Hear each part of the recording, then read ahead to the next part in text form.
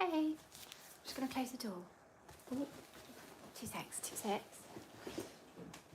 Thank you. Hi everybody, hope you're good. Surprise that special someone with 30% off flowers on Deliveroo. Shop now. With eBay Assured Fit, you'll find the right part for your car or your money back.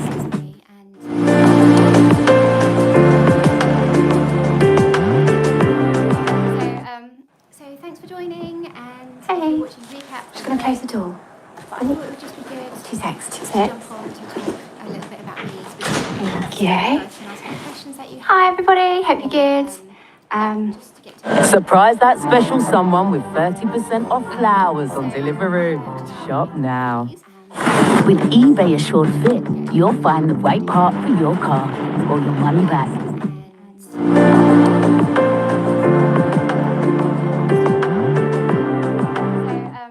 So thanks for joining and watching recap. Just going to close the door. I thought it would just be good. 2 secs, 2 secs. Jump on to talk a little bit about me. Thank you. Hi everybody, hope you're good. Surprise that special someone with 30% off flowers on Deliveroo. Shop now. With eBay Assured Fit. I think it's an ad or something. But anyway, okay. So how did you choose to become a cat behaviourist? So for me, it was sort of like a natural path because I was at Southampton Uni doing a psychology degree. I live in Southampton anyway, so that was like my local university, and I wanted to do psychology anyway. This was like back when I was like 20. And as part of that degree, there was an animal behaviour unit and an animal behaviour counselling unit. So that specifically focused on how to resolve behaviour problems in pets and other companion animals. Mostly it was to do with dogs, which you'll probably find is the case if you do any sort of like behaviour problem course or pet behaviour. It tends to be dog focused because there's a lot of information on, well, there's a lot of need for help with dogs, so there's a lot of information on that. So you might find that courses like this are quite dog heavy, and that was exactly what I found when I went to uni. So but there was some on cats, and there's loads that you can apply to both. So there's lots about learning theory, like how to train stuff, which you can do with any animal, like positive reinforcement and all that stuff. There's loads about how to speak with clients, how to conduct your consultations, and that stuff isn't really specific to any sort of species. You can apply that to everything. So I learned a lot, and then luckily, thank goodness, that university I was at, they also did that same course as a master's degree. So it was companion animal behaviour counselling, 2-year course. Again, actually it was 3 years because it was 2-year diploma and then 1-year masters. So again, that was quite dog heavy, but I loved it all. It was so good, and obviously it was local to me, so that helped as well. So that's really how I got into becoming a cat behaviourist. Because it was quite dog heavy, I did think, I can do dog behaviour as well. I'll help people with their dog problems. But after a few cases, I realised it wasn't for me. Like, I hadn't had any dogs in my life before, and I'd had cats forever. And I felt out of my depth, and I thought, even though I've learnt the theory, it's not landing for me, and I don't really know, I don't feel confident in myself to be able to help people with their dogs. I did run puppy classes for a while, which was amazing, and I really enjoyed that. The puppies are adorable. But again, I was like, it's not really for me. So I decided at that point that I would just do cats, but it would just be part-time. I did have another job at the time, an office job. And I was like, I'll just like have this as a little side quest, and I'll see like 1 or 2 cats a month, and it would be evenings and weekends, and that's how I could like just make a little bit extra money on the side and help people as we go. So I never thought that it would be a full-time job. I was literally saying to my husband, like, it's never going to happen because there's just not enough cases, and like it's not enough to make a full-time like income from. However, cut forward to COVID, then everybody's now open to remote consultations. So that is where, luckily, thank goodness for me, my reach was much wider. Like, I could help everybody now remotely, rather than having to just focus on Southampton and my local area, going out to travel to people. So that is hello, thank you for the heart. That is that's really how I went about everything. Hello, hi in the comments. I'm sorry I can't pronounce your name, but I can see you here. And hello, thanks for coming. So yeah, so I focused on cats from then on, and I did have enough money and cases to have a full-time income. I had 3 children in that time, so it was sort of part-time to begin with. But I quit the office job and I just focused on the cat stuff. So now my children are older and they're all at school, it is like a full-time job. It's 9 to 5. So there is plenty of cat cases to go around. Like if you're thinking about wondering whether you want to be a cat behaviourist, then there's definitely a call for it. Definitely a call for it. Sometimes people don't know they need it because it's easy to overlook cat behaviour problems. You know, if your cat's just hiding, you might not know that your cat needs help. Whereas we can spread that message and be on hand to help people if they need it. So if you are thinking about becoming a cat behaviourist, then I do have mentoring membership on my channel, so go and have a look at that. It has lots of case studies and like behind the scenes and ins and outs of being a cat behaviourist. So in terms of how long did it take me to learn, which is another question by Tjel, oh, hi from Vietnam, that's amazing. What's it like where you are? What are the cats like? Do you have a lot of free living cats? Because when I went to India, I just could not stop myself from talking about cats to everyone that I met. And there was a real balance between cats that were just looked after by the communities and just did their own thing, and people that had cats like in their houses and they were house cats and they didn't go out. And it was so interesting to hear. So I'd love to know your experience from Vietnam as well, whether that's true for you guys over there or what it's like. It is on my bucket list to travel around, and I don't know, there's a book there, isn't there, to put, or maybe a YouTube series of cats in different parts of the world, because it's different everywhere. Okay, so how long did it take me to learn? So the course was, it was a 2-year diploma and a 1-year master's. After that, I started seeing cases, and that was back in 2010. I genuinely am still learning now how to resolve different behaviour problems, like what's the best way of working. So in terms of like just getting started, it was that 3-year course, but you don't need to do that course. You could do a part-time course. To be fair, that course isn't running anymore, so you can't do that one, but there are plenty of other courses. But there is no sort of baseline for being a cat behaviourist. There's no, like, it's not a regulated thing. You can become accredited, and I would recommend you do that. But the main thing I would say is if you have a knack for cat behaviour, like if you feel like cats are your thing, you want to help people, then just keep learning in every way you can. Like go to, like, it doesn't have to be a university course. Learn everywhere you can find it. Read books, watch YouTube videos, learn from places that you know are reputable. So I'm going to just flag International Cat Care here because they do courses, like distance courses. They do a lot of online advice and really good advice there. So that stuff is helpful. My channel has information that hopefully is useful and is valid because I'm out there doing the job. This is what I'm seeing day to day. I'm always happy to admit when I've got it wrong. So if as I'm learning, I'm going to be sharing that stuff with you guys. So yeah, how long did it take you to learn? I think it's just forever. You never reach a point. Well, I personally feel anyway. I don't think I'm ever going to reach a point where I'm like, yeah, I know everything. There's nothing more to learn. So even last night, I went to a talk by Dr. John Bowen, who co-wrote Behaviour Problems in Small Animals. I'm sure that's what it's called. It's like a big textbook about resolving behaviour problems, and it's literally been my Bible. It is dogged, it is trashed to bits because I've read it so many times. But I went there, and the talk was for owners, so it wasn't like a lecture or anything, but it was so good, and I learnt loads of stuff, like even just stuff I knew, but like a different way of thinking about it. So yeah, always be open to that stuff. Never just feel like you know it all. You don't need to watch this, you don't need to watch that webinar, you don't need to do whatever. And you can always learn from your peers, and you can always learn from the cats that you see and the cats that you're working with. So yeah, I never stop learning. I do think that's definitely a good thing, to be fair. Any special cases that stood out to you? Yeah, there's been a few special cases throughout the year. Throughout the years. There was one case which is the only time I've been attacked by a cat, which really does stand out because it was a successful case, and the stakes were high on this one because it was a cat who had, without going into too much detail, oh hi from Mexico, hello guys. So it was a cat who had really, really severely attacked her owner, to the point where she was like, she drew loads of blood and she chased the owner around because the owner was running to try and get away, and she chased her all through the house, and she'd turned into like she'd flipped basically.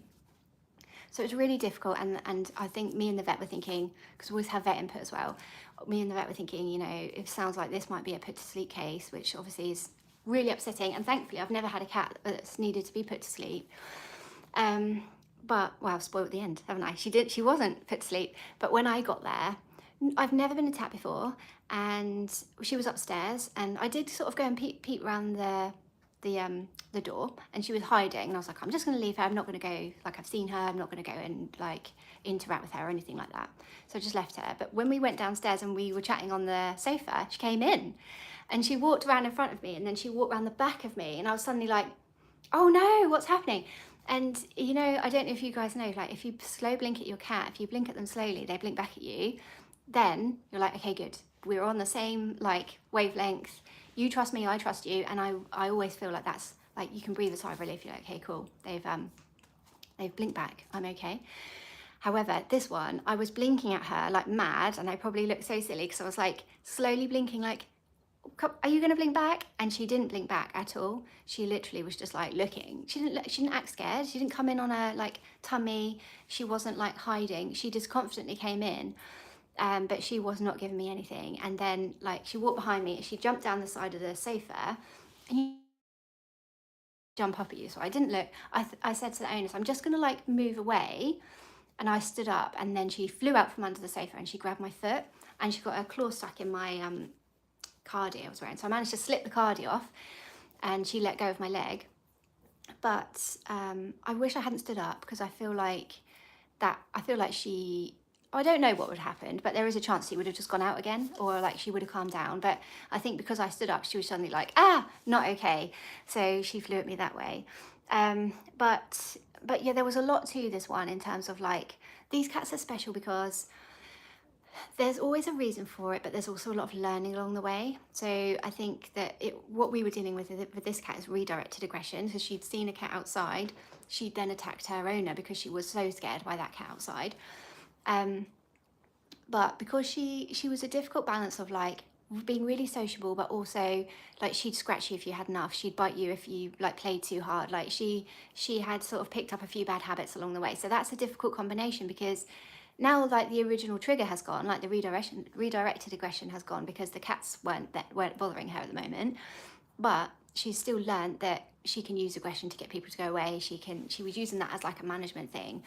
So so that's a difficult combination. So we had to just pick everything apart. We had to get rid of the original trigger. We had to help her relearn about how to interact with people, and the people around her had to learn how to interact with her. Like, oh, look at Figgy, how to interact with her without potentially causing any additional aggression. So that one, as far as I know, the last I heard, which was a couple of years ago now, she had a complete change around. She didn't have any more aggression. Everybody was starting to relax around her again. Thankfully, she was totally fine. And I've not heard anything since. So that has been really positive for me, because yeah, as I said, it was the only time I've been attacked, and I was so cross at myself, because I was like, I've been doing it at that point for like 15 years. 15 years streak broken from one cat. So anyway, I'm back up to one year now, or a year and a half, or wherever we're at. So yeah, so that one definitely stands out to me. But every case is different. Every case, like, it's never a copy and paste job. You never like feel like there's always something to learn from every cat and from every case. So that's really where I'm at. So they're all special in their own way, and all the cats are just adorable. I love meeting the cats. And doing it on Zoom is great, because you can help so many more people. And I have had cases like abroad, Finland, in the States, Switzerland, but you just don't get to meet them, do you? Like yesterday I spoke to someone in Cape Town, and their cat was on the screen and like moseying on the desk, and I was just like, oh, if only I was there, I want to stroke them and hang out with them. So that's the downside, but Zoom does tend to work well. Okay, so I also have some questions from Spiky. So she's put, how old were you when you had your first cat? Which I love this question because I don't know if it's the same for you guys, but I had cats when I was born. I was born into a family that had cats.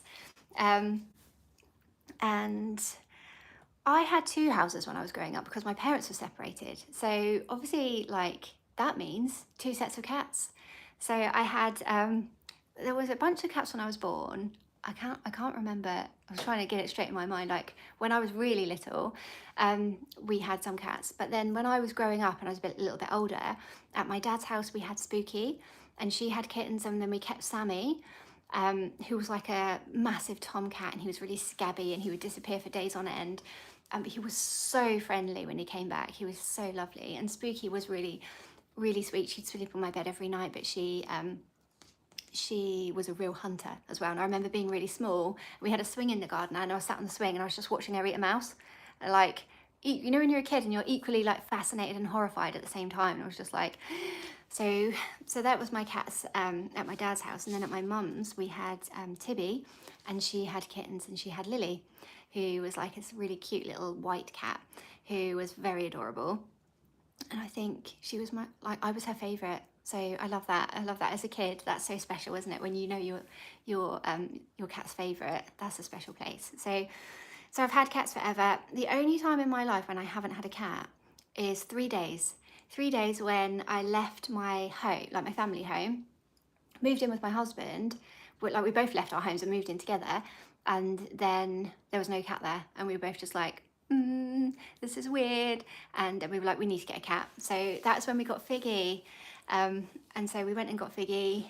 There he is, and that was almost 17 years ago. This year will be 17 years. So yeah, I know I won't be happy without a cat in my life, because I tried it for 3 days and it went terribly.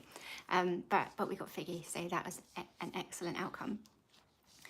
Who has an extra soft spot for Sparks and Figgy at home? So this is really cute because it's changed over the years. So when we got Fig, my husband picked him, and he wasn't his cat, but he picked Fig, and then I picked Sparks because, as you've probably seen, like, Sparks is a Cornish Rex. So back then I was like, I really want a Cornish Rex. And so we did get him. So I picked him and my husband picked Figgy. So we sort of like had our cat, but they never really like gravitated to one or the other. It was just, they loved us both. On that note about Cornish Rexes, I probably wouldn't choose that breed now, just because I'm trying to we want to reel in the whole extreme breeding thing, don't we? But he's such a love. He's so special.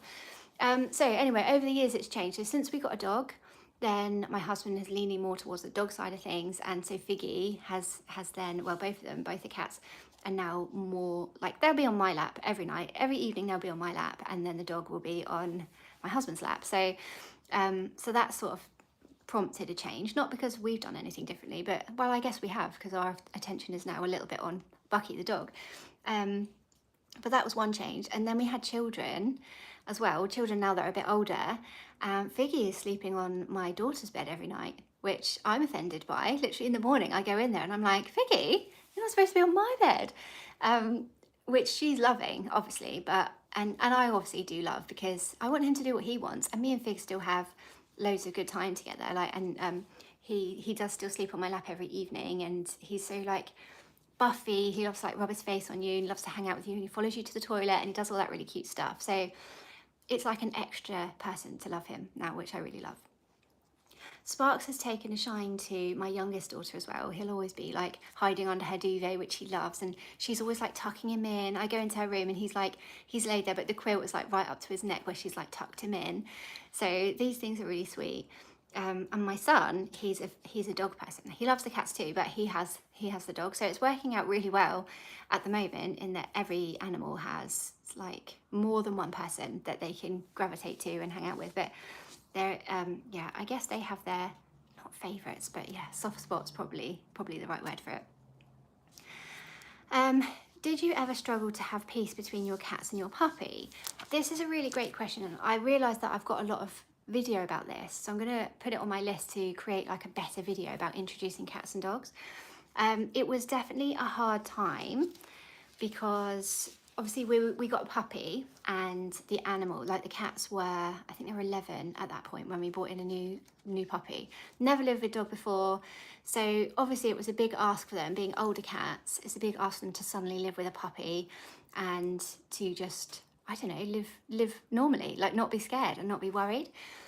So I was on board with getting the dog. We were suddenly in the right frame of like stage of life. Like we were home. I work from home anyway. My husband works from home 2 days a week.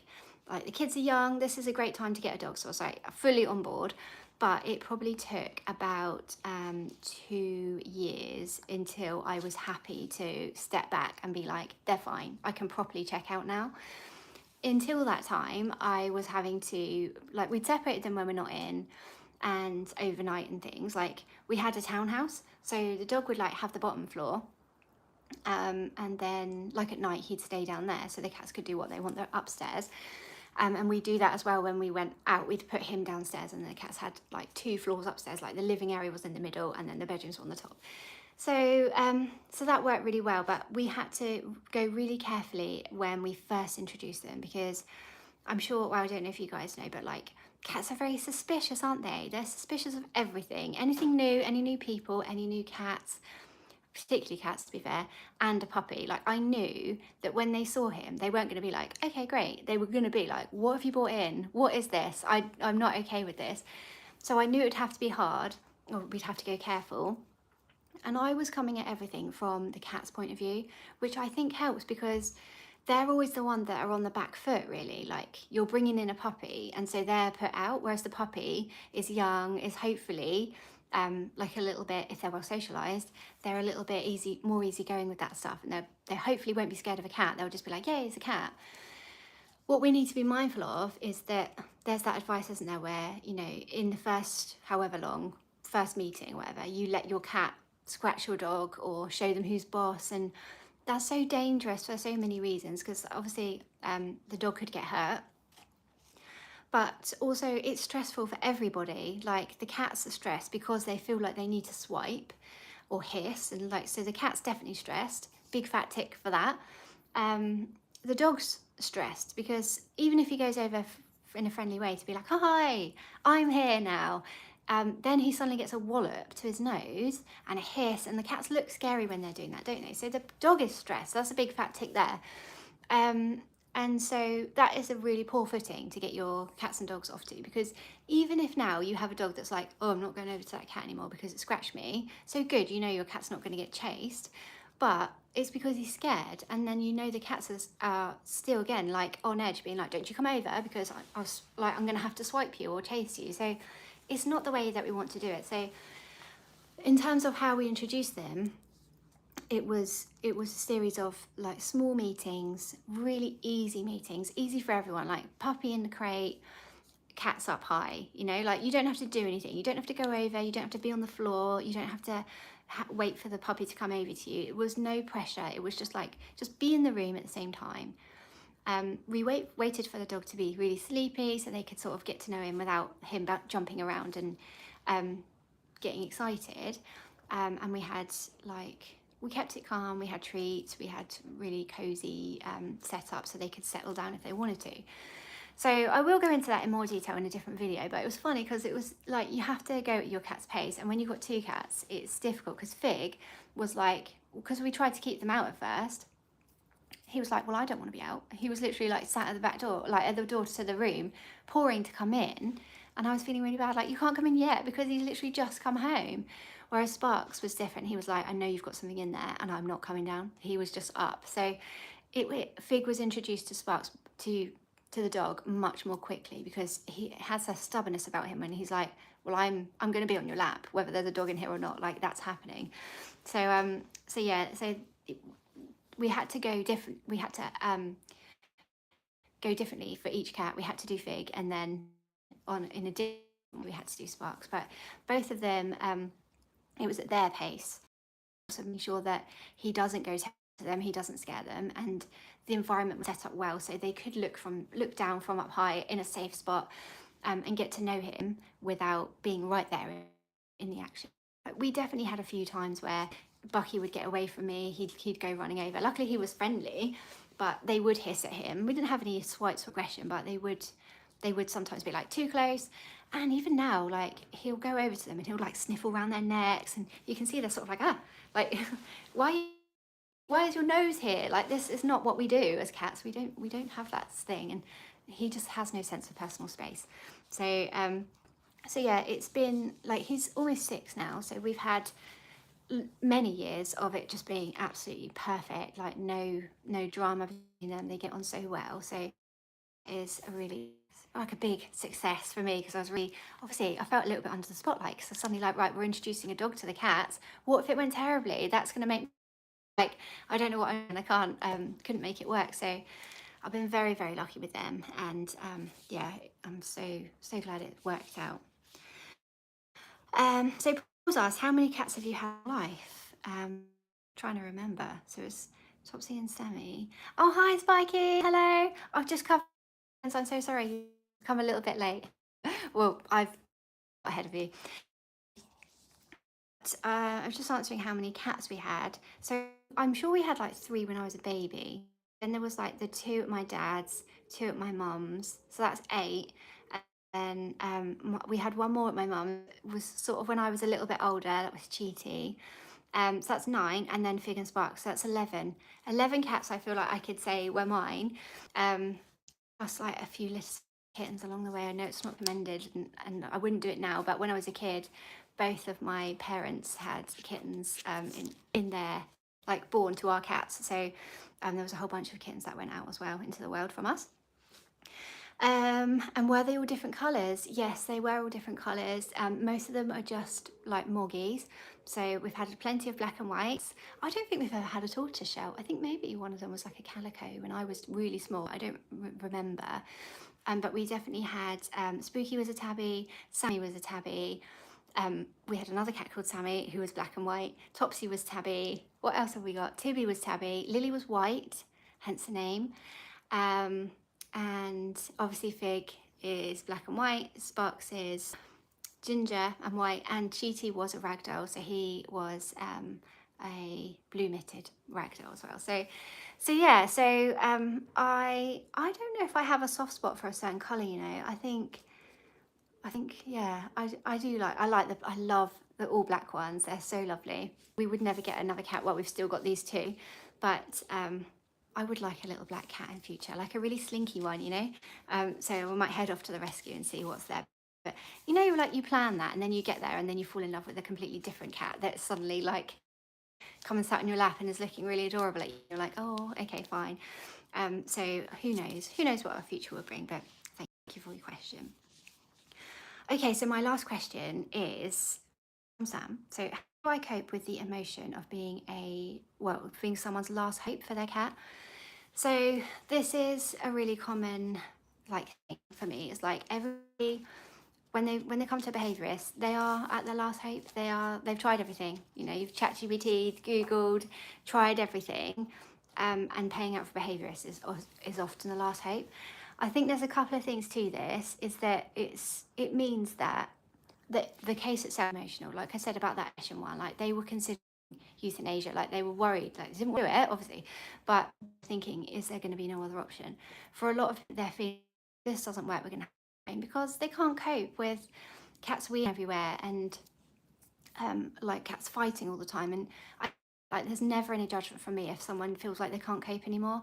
I know in an ideal world we would never rehome, and no one ever wants to do that, but it situation, like no one stuck in a hi James, hello. No one can be stuck in that situation where like they're miserable, and like being on beds and weeing on sofas has such a massive impact on your mental health. It's not just like something you can put up with, and it's not easy to resolve either. So that side of things really hard, and I think like you have to come to these cases with that in mind, and that there's no judgment here. Like, you're saying to me, this last straw, you're our last hope, I'm glad you for that, because I would probably be the same. It's hard to deal with that, but it does mean that the stakes are high, because like if you can't resolve it, then that can be rehomed or worse. So that is a hard side of things, and probably what's hard is that you can come out of a case in either knowing exactly how to resolve it, or not knowing and thinking, okay, we're going to have to do trial and error and try different things and see what works and what doesn't.